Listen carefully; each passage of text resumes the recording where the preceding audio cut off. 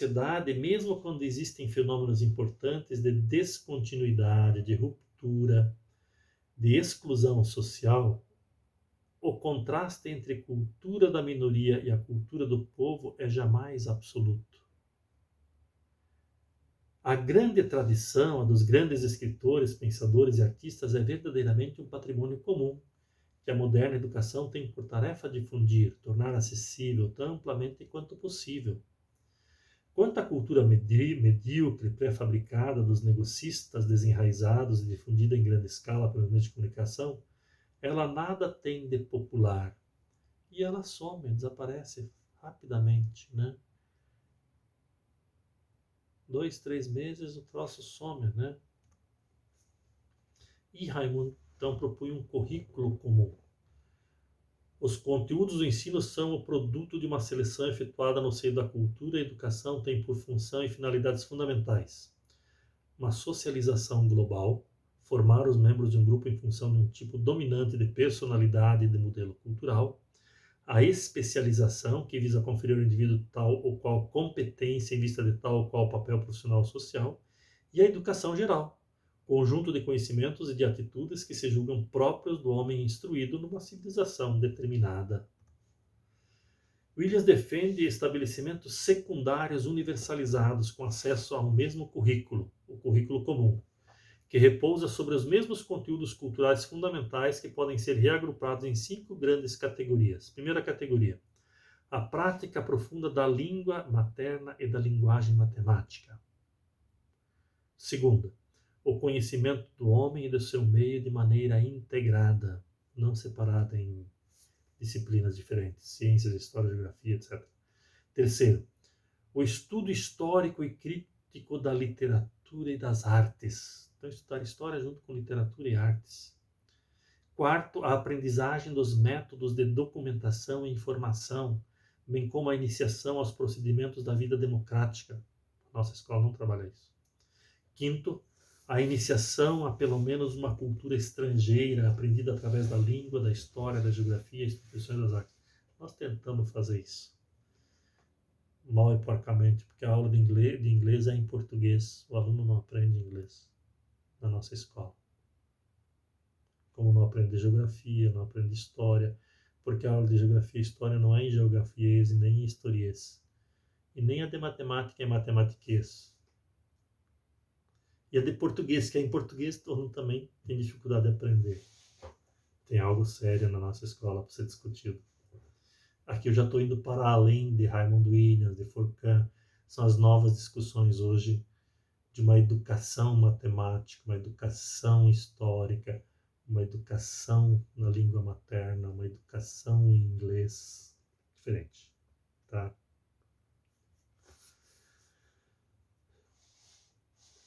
Aí ele pega aqui, o Furcan analisa um outro análise de currículo e cultura aqui, um ponto de vista de direita. Não, pensaram que ia trabalhar só de esquerda? Não, de direita também. Segundo Bantock, Geoffrey Bantock, escolarização de massa edificada sobre ruínas da velha cultura oral e comunitária fundamentada na alfabetização. O projeto democrático de universalização da alfabetização e da erudição é contraditório. A prática constante da leitura e da escrita supõe uma extraordinária ascese cognitiva que pode ser insuportável para a maioria dos indivíduos. As pessoas não querem estudar, não gostam de estudar, isso é ruim para elas, segundo Geoffrey Bantock. O alfabetismo supõe um tipo de relação com os seres e as coisas que está em oposição com aquilo que constitui a orientação cognitiva e espontânea desta maioria, ou seja, uma ameaça grave de destruição da sua identidade. Segundo Geoffrey, as pessoas querem continuar imbecis. No nosso jargão, burras. Ou seja, democratizar para quê se as pessoas não querem? Vocês viram que é uma visão de direita. O povão aí não quer estudar. Por isso que eu não priorizo essa visão. Mas tudo bem, se alguém acha que é essa, boa viagem. Produtos dos meios de comunicação social são simulacros com o objetivo de fornecer uma mitologia de substituição, e produz a cultura popular moderna. E a cultura veiculada pelos meios de comunicação seja profunda e irremediavelmente antieducativa. Ela privilegia na informação o superficial, o fortuito, o efêmero e encoraja a dispersão da atenção. Concordo com ele. Mas por que ele está bravo com isso se não é isso que o povo quer? Ou seja, ele está sendo contraditório com ele mesmo. Ela veicula uma abordagem consumista da vida, uma moral do gozo imediato e permanente, da divisão e da distração, incompatível com a seriedade ascética da vida escolar. Esse confronto existe. Aqui eu concordo com ele. Tá? A escola é responsável pela situação de crise cultural na qual se encontra atualmente mergulhada. O racionalismo e o ascetismo do espírito acadêmico são incompatíveis com as solicitações demagógicas da cultura de massa. É um conflito que existe. Por querer transmitir a todos uma cultura alfabética e erudita que não é compreensível e desejável, a não ser para alguns, por querer universalizar a escolarização, choca-se com obstáculos culturais pedagogicamente insuperáveis. Mantém a ilusão da igualdade, da mesma cultura para todos, com um nivelamento geral por baixo, né? E renuncia a fazer progredir os melhores, impondo aos outros programas que eles rejeitam completamente. Ele está dizendo aqui que nós temos que criar os centros de excelência. Então, inclusive, eu coloquei isso aqui para frente em algum lugar aqui. Porque, para eles, poucos é que tem que ter direito à boa educação. A maioria não precisa disso. E nós estamos provando aqui no Brasil que com maior acesso à educação, muito mais pessoas de diferentes grupos sociais que já estariam eliminados a priori conseguem se tornar doutores. Né? Não é a classe social que determina. Né? Esse que é o problema da visão de direita, que para eles só uma classe social é que teria que ter direito a essa educação de qualidade. O povão não. Mas é lá do povão que saem grandes pensadores, grandes médicos, grandes professores, grandes tecnólogos da informação, etc, etc. Proposta de superação do Bantok. Adotar deliberadamente uma política de diferenciação dos cursos, criar redes educativas completamente distintas para públicos incompatíveis e destinados a nunca mais se encontrarem. A educação das elites, os centros de excelência. Essa citação não é da obra, essa é minha. É que quando eu fiz esse resumo aqui, o Jaime Lerner propunha os centros de excelência aqui no Paraná. Um currículo intelectualizado. E para o povão, currículo alternativo. Né? Educação das emoções através da sensibilização à arte, atividades físicas. Quer voltar para a Grécia, o tiozinho aí. Currículo e racionalidade, abordagem filosófica, Paul Hirsch. Então aqui não é nem de direita nem de esquerda, é uma visão filosófica. Sua teoria do currículo é mais uma teoria da razão do que uma teoria da cultura que subjaz à reflexão sobre a educação. Os fundamentos epistemológicos de uma educação com vocação liberal entendido como libertação do espírito, pois fundada pura e simplesmente sobre a natureza do conhecimento em si mesmo. A ideia de que conhecimento objetivo, pensamento racional são fins que merecem ser perseguidos por si mesmos, e que o papel por excelência da educação liberal é preparar os indivíduos para esse tipo de busca. Então, a educação como uma forma de libertação. Né? Meta da educação liberal: desenvolver em cada indivíduo os poderes do pensamento conceitual, isto é, o domínio de esquemas de simbolização elaborados intersubjetivamente ao longo do processo da civilização, nos quais e pelos quais a experiência humana pôde tomar forma e tornar-se comunicável. E o desenvolvimento da razão ou a realização essencial do espírito. É por isso que a educação liberal, enquanto educação que visa o desenvolvimento da razão, é educação por excelência, forma absoluta, incondicionalmente desejável da educação. Currículo para Paul Hirsch, a determinação dos conteúdos e dos meios de ensino deve ser subordinada à definição prévia dos objetivos pedagógicos. No mundo caracterizado pelo crescimento exponencial do volume de conhecimentos e sua renovação incessante mais rápida, o que conta é o valor da exemplaridade, o valor paradigmático das coisas que se ensinam. A meta buscada é tornar o aluno capaz de identificar os conceitos fundamentais, os procedimentos típicos e diferentes formas de conhecimento, assim como os critérios específicos em função dos quais se pode testar a validade dos enunciados de cada uma delas implica. Então, é aqui a nova escola, né? E aí ele pergunta, é possível, o que é melhor, organizar as disciplinas por temática ou por disciplina? Né? Temas geradores, Paulo Freire, ou disciplina, ou né, aquele rol de conteúdos.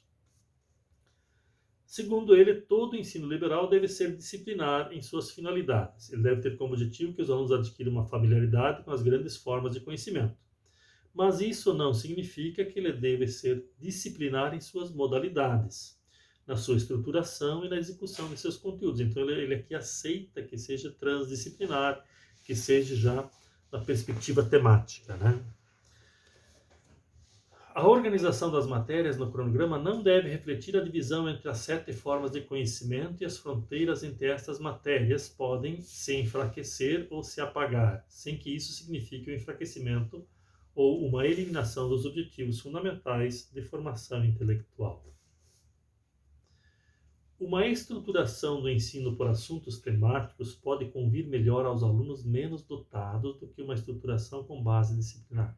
Aqui ele está fazendo aquele julgamento, né, entre alunos, né, pois que ela se presta melhor à transmissão de saberes usuais. Porém, nos ensinos com base temática existe um risco constante que o trabalho pedagógico degenere em atividades desprovidas de todo o valor formador do plano intelectual.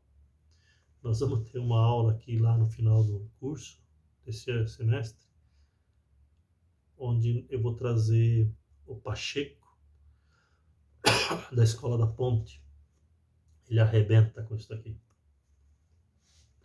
Acesso à escola. Todos os alunos devem poder aceder ao ensino secundário, que representa, por excelência, o lugar e o momento de iniciação nos grandes saberes fundamentais que têm valor formativo para o espírito. E não se vê como se poderia hoje estar em desacorde com esse imperativo cultural elementar da República. Conclusão do autor. É verdade que não se pode limitar o ensino, seja ele geral ou liberal. É sua única função de formação das inteligências e transmissão dos saberes.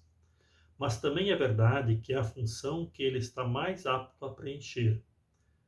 A escola não deve, talvez, transmitir senão saberes, mas deve-se reconhecer que ainda o que ela sabe fazer melhor. O que a sociedade tolera melhor que ela faça é que ninguém faz melhor do que ela. Ainda que se possa muito bem imaginar outros canais e outras redes para outros tipos de transmissões. Tudo depende, pois, da definição que se dá de homem e de suas perspectivas últimas de realização. Aí nós temos algumas formas de... algumas pesquisas da chamada nova sociologia.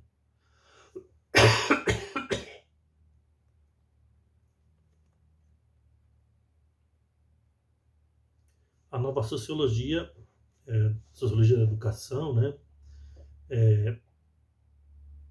Ela diz o seguinte, que modificações e adaptações curriculares são inevitáveis pelas rápidas mudanças científicas e técnicas que nós estamos tendo.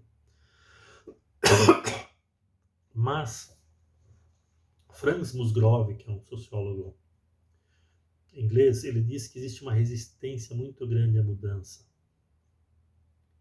E essa resistência vem principalmente dos professores.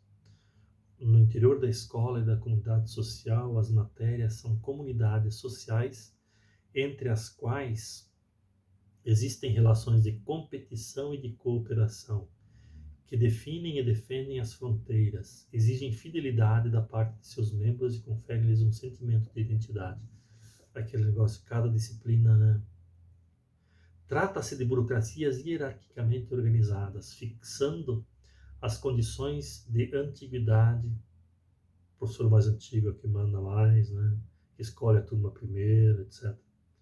Os critérios de recrutamento nos diferentes níveis, impondo a seus adeptos uma disciplina por meio de marcas de reconhecimento, títulos de membros de honra ou de admissão aos fechados conselhos internos, principalmente nas universidades, né? Acontecem que as mudanças, sobretudo quando elas supõem novos cortes nas matérias ensinadas, aqui ele está falando já da da transdisciplinaridade, da interdisciplinaridade, né? Nós vamos ver mais na frente, vai ter uma aula sobre isso. E uma redefinição das fronteiras entre os saberes podem ser percebidas como capazes de conduzir a novos papéis sociais e como fazer pesar uma ameaça sobre a identidade pessoal, principalmente do professor. Certas inovações impõem, com efeito, aos professores verdadeiras migrações em direção a atividades menos familiares ou sentidas como menos prestigiadas, ou impõe-lhes delicados problemas de hibridação de papéis, como, por exemplo, quando um especialista de uma disciplina com forte identidade acadêmica é levado a praticar as ciências da educação e para o lado da pedagogia e tal. Por exemplo, botar um professor de uma disciplina para atender os pais lá como pedagogo. A migração efetua-se, entretanto, mais facilmente se o novo papel é sustentado por uma ideologia forte ou por uma utopia mobilizadora, uma ideia de transdisciplinaridade, por exemplo, etc. E tal, né? E aí tem Bernstein, Jung, Esland e Kedley. Esses vocês podem mesmo ver ali nos slides, né? No texto. Os slides também estão um pouco resumidos em relação ao resumo que eu coloco lá para vocês terem acesso também na aula. Por hoje seria isso. E aí nós vamos ter aí uma conversa por Zap sobre orientações para a prova. E a gente pode também fazer uma chamada de vídeo aí no Google Meet, especificamente com orientações para a prova. Até mais.